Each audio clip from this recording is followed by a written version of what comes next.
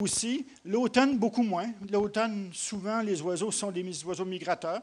La plupart des oiseaux migrateurs, disons, sont partis. Disons qu'on parle du 15 de novembre, de maintenant. La plupart des oiseaux migrateurs sont partis. Les oies blanches sont peut-être partis, en tout cas pas loin. Donc là, nos dommages au niveau de la flore, des oiseaux et des autres espèces migratrices qui sont parties sont moins importantes. Par contre, on a encore quand même des dommages sur l'ensemble et surtout sur les milieux côtiers, les berges. Enfin, l'hiver, on pourrait dire en hiver, pas si pire, en hiver, on est correct. En hiver, c'est qu'on déplace le problème au printemps. C'est que si on a un déversement de pétrole important en hiver, le pétrole va avoir tendance à se mêler aux glaces flottantes et aussi avoir tendance à s'immiscer en dessous des glaces. Surtout si ça brasse un peu, avec un peu de vent, là, le pétrole il va descendre en dessous des glaces. Ce qui fait en sorte qu'on va le perdre. C'est-à-dire on va le perdre de vue, on ne sait plus ce qui est rendu. Donc on perd le contrôle. Quand on perd le contrôle de la nappe de pétrole, c'est la pire chose qui peut nous arriver. On ne sait plus où se caler, donc on ne peut plus intervenir. Quand on est sous la glace ou à travers de la glace, il n'y a pas d'intervention possible. Tout ce qu'il nous reste à faire, c'est attendre que ça dégèle. Donc, vous avez déjà vu passer la glace ici en face de Rimouski qui s'en va où? Direct aux îles de la Madeleine. Donc, c'est ça. C'est que le fleuve, l'estuaire du Saint-Laurent ici, au printemps, à la débâcle. L'année passée, on n'a pas eu de glace, mais cette année, on va peut-être en avoir. Normalement, vous avez un couvert de glace relativement important qui va prendre une partie du fleuve, de l'estuaire jusqu'à Gaspé. Et puis, au printemps, tout ça, ça s'en va où? Ça s'en va dans le golfe Saint-Laurent. Donc, ça veut dire que du pétrole qui aurait été emprisonné à travers la glace ou sous la glace, il va être transporté, exporté directement dans le golfe. Donc, l'accident, en fait, qui a eu lieu en hiver, est simplement reporté au printemps et surtout reporté sur une très grande distance parce que le pétrole va dériver là où s'en va la glace. La résilience des écosystèmes, j'ai fait, disons, trois ou quatre. On pourrait en parler très longtemps. Donc, résilience, c'est est-ce qu'un écosystème est capable de prendre un choc, de prendre une contamination, de prendre un stress et de s'en remettre? À quelle vitesse ou à quel moment il va s'en remettre? C'est très, très variable. C'est pas du tout unifié. C'est très changeant selon les couches d'eau et selon les endroits où on se trouve. Donc, la couche de surface, la couche intermédiaire, les autres couches profondes, les marais côtiers, les falaises et les plages, c'est tous des environnements dont la résilience est différente. Les oiseaux, ben, j'en ai parlé un petit peu, on pourra en parler encore, mais je vous l'ai dit, les oiseaux, on le sait, c'est toujours les premières victimes. Parce qu'ils ont tendance soit à aller se jeter dans le pétrole parce qu'ils pensent que c'est de la nourriture, ou ils voient là un attrait, ou ils ne peuvent pas éviter le pétrole, donc ils sont toujours les premières victimes.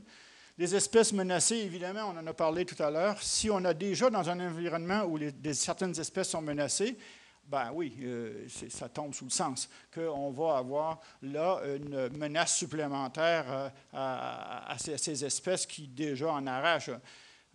On parle du beluga. Ben écoutez, on ne le sait pas au juste, mais on a peut-être 1000 à 1200 belugas. On n'est pas certain combien est-ce qu'on a dans l'estuaire du Saint-Laurent. On sait que c'est une espèce menacée. On sait qu'elle a beaucoup de difficultés de se reproduire. Alors, imaginez un accident majeur qui porterait atteinte à ces troupeaux de belugas.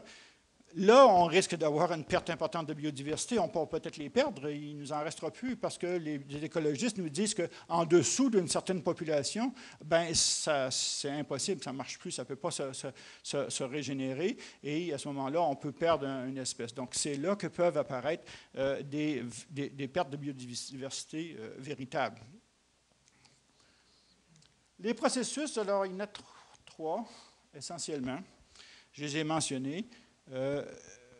Évaporation, fonction de la température et fonction de la nature du composé qu'on a. Un composé léger à forte température va disparaître presque complètement en quelques heures. Un composé plus lourd, à basse température, va être extrêmement présent pour des semaines, voire des mois, voire des années.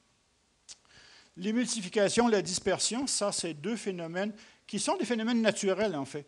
L'émulsification, c'est le mélange du pétrole et de l'eau de mer. Dans l'eau douce, ça ne se fait presque pas. C'est dans l'eau de mer que ça se fait. Ça donne une espèce de pudding au chocolat, essentiellement, je vous jure, en termes de couleur et de consistance, c'est pareil. Comme pudding Laura Socor, c'est ça.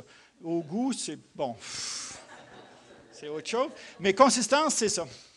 Et ce qui fait que ce mélange d'eau de mer et de pétrole, et là-dedans, il y a 80 d'eau de mer, à peu près 20 de pétrole. Quand ça a brassé en mer puis qu'on ramasse des nappes de pétrole, c'est ça qu'on ramasse, les émulsions. Ça cause un problème majeur parce qu'on ramasse beaucoup d'eau, en fait.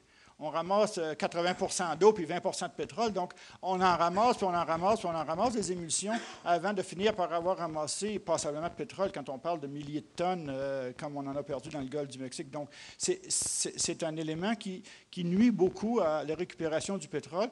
Et ça, c'est le premier élément. Mais le deuxième élément, c'est que ce mélange pétrole-eau, il a la même densité ou presque la même densité que l'eau. Ça veut dire qu'il va cesser de flotter, puis il va être juste en dessous de la surface de l'eau, très, très légèrement, à peine en dessous du sheen de surface. Donc, quand on veut repérer la nappe de pétrole par hélicoptère, on ne la trouve plus. Et ça, je le dis, je me répète, c'est la pire chose, c'est que si tu ne trouves plus la nappe, tu ne peux plus intervenir. Tu ne peux plus rien faire, tu ne sais plus ce qui est rendu. Surtout que les distances à franchir sont grandes. Donc, voilà les problèmes d'émulsification. Et de dispersion, bien, la dispersion, c'est les fractionnements des petites gouttelettes de pétrole dans l'eau de mer. Ça se fait aussi naturellement, mais pas beaucoup, pas autant que si on met un dispersant. Donc, un dispersant chimique, comme je vous ai dit tout à l'heure, ce n'est pas beaucoup autre chose que du savon à vaisselle, au fond. C'est presque la même chose, c'est presque les mêmes composés qu'il y a là-dedans.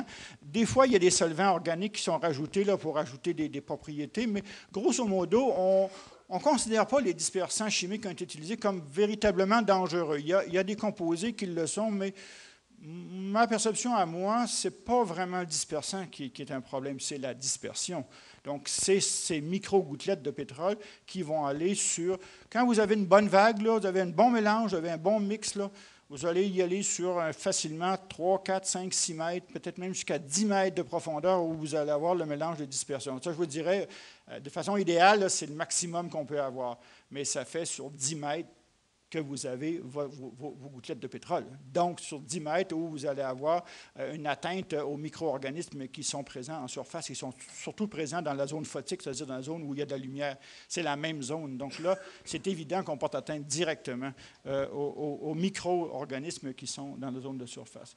Biodégradation, je vous ai parlé tout à l'heure, c'est l'activité des communautés bactériennes naturelles. Je ne parle pas d'une bactérie, c'est une communauté toujours, c'est un consortium de bactéries. Ce n'est pas une blague pour vous dire que dans un endroit où il y a eu souvent des déversements de pétrole, les communautés bactériennes sont adaptées à manger du pétrole. Ils sont spécialisés jusqu'à un certain point. Donc, dans le golfe du Mexique, les communautés bactériennes qui sont là sont très efficaces à dégrader le pétrole. Et elles l'ont fait de façon intensive pendant le déversement, pendant tout le mois de mai, mois de juin, avec l'eau chaude. Il y a eu beaucoup de dégradation. Parce que les communautés là-bas sont souvent exposées au pétrole et parce que la température est élevée.